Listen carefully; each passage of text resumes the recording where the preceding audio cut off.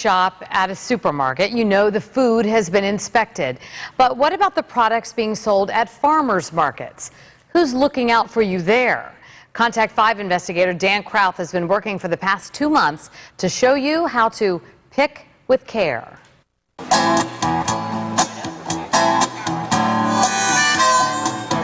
They're popular. I go to all of the markets. They're packed. You get to see local farmers, try new things, eat fresh food. And they're open year-round in South Florida. This is where you said, You can't believe what you hear, only half of what you see. But that bread you're buying, ever wonder where it came from? The entire building was infested. It wasn't just us. Or what about those pastries? How's the kitchen where they're cooked? There was a lot of roaches here, and there was just roaches all over? Yes. What we found surprised not only us. Live rodent droppings, live grain eating. Terrible. That is terrible. And gee, I just bought my bread too. We traveled to farmers markets across South Florida, from Boca Raton to Fort Pierce, and found big differences in what's inspected and what's not. Good morning. Good morning. Brenda Gibbons sells at the Fort Pierce market. We have parsley. Every Saturday morning. We don't use synthetically made chemicals of any kind. $3. Everything she sells comes from her St. Lucie County farm. It's certified organic, so it gets inspected a lot. We have more inspections here at the farm in a year than most businesses do. But that's not the case for a majority of vendors.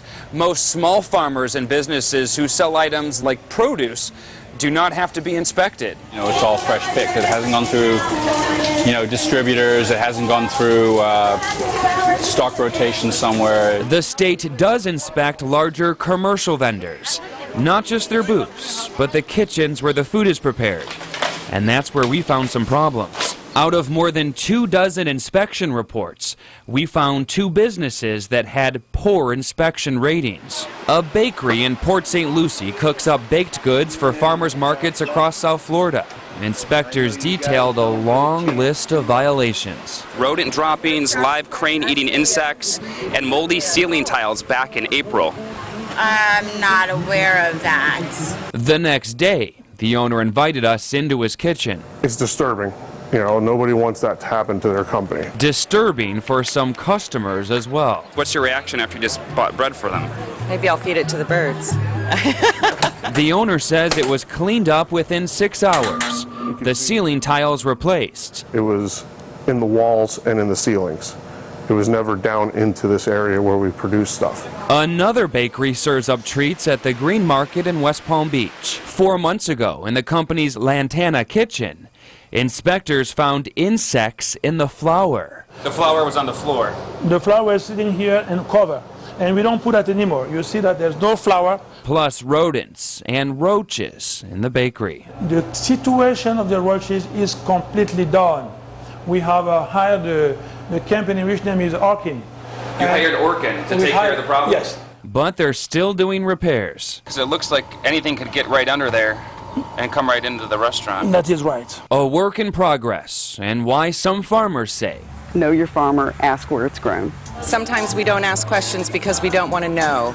We want to believe that it's the best thing for us. We discovered many of the fruits and vegetables at local markets aren't even grown in the state of Florida, especially during this time of year.